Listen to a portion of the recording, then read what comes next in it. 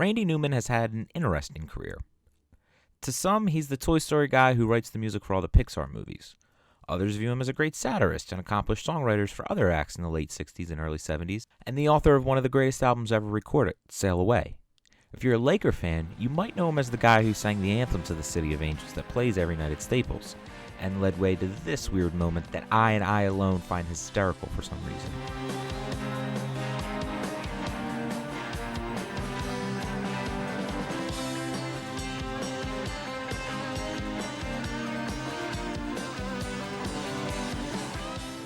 And if you don't know him as any of those things, you probably know him as the guy who really hated short people.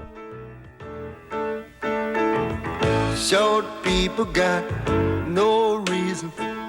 Short people got no reason.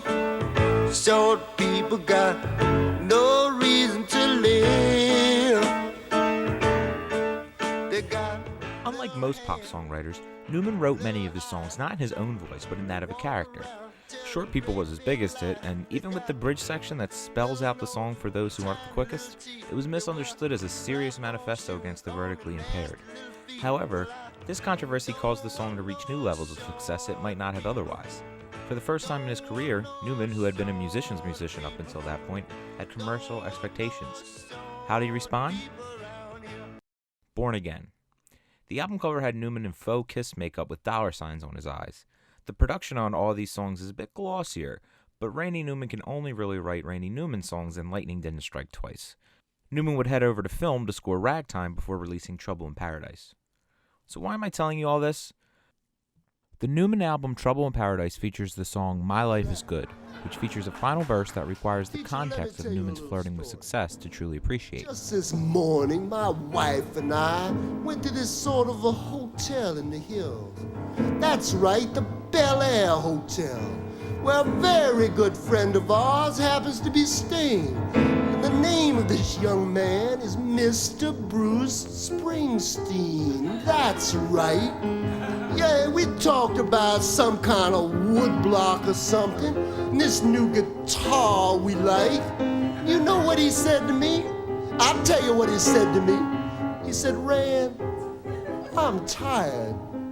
How would you like to be the boss for a while? Well, yeah. My life is good. Here, Newman makes clear that the Bruce name drop was more than just naming a famous songwriter-performer. Bruce, more than maybe any other heartland rock artist, is known for his reputation as the voice of the American everyman. The same kind of worker that Springsteen dedicates entire albums to, romanticizing them, Newman doesn't hold in such high regards. The two could not be more opposite. Hell, even The Office made a joke about how different they are. Mike gave me a list of his top 10 Springsteen songs. 3 of them were Huey Lewis in the News, 1 was Tracy Chapman, Fast Car, and my personal favorite, Short People. The Average Man is Rednecks. The song has a southern narrator singing about how he and the entire region have to keep the black man down. On first listen, it might sound like Newman is painting a caricature of the stupid southern redneck. We're rednecks, we're rednecks. We don't know our ass from a hole in the ground. We're rednecks, we're rednecks. We're keeping the niggas down. But Rednecks is a perfect example of what makes Newman so great. Even by this point in his career, Newman knew that audiences were listening to hear him sing from the point of view of a character, and doing so making a political statement. But Newman is doing more. He's singing as a character who's sarcastically singing about how the South is so racist while the North is so tolerant. The only thing is that the North in the narrator's eyes is no better than the South, and it just makes it apparent. See, the only groups of Americans that Newman seems to have more disdain for than the average American is the upper class. My Life is Good is a good example of this. Another one is arguably Newman's biggest non-film related hit, I Love L.A. Crank up the Beach Boys, baby. Don't let the music stop. We gonna ride it till we just can't ride it no more. From the side bay to the valley, from the west side to the east side, everybody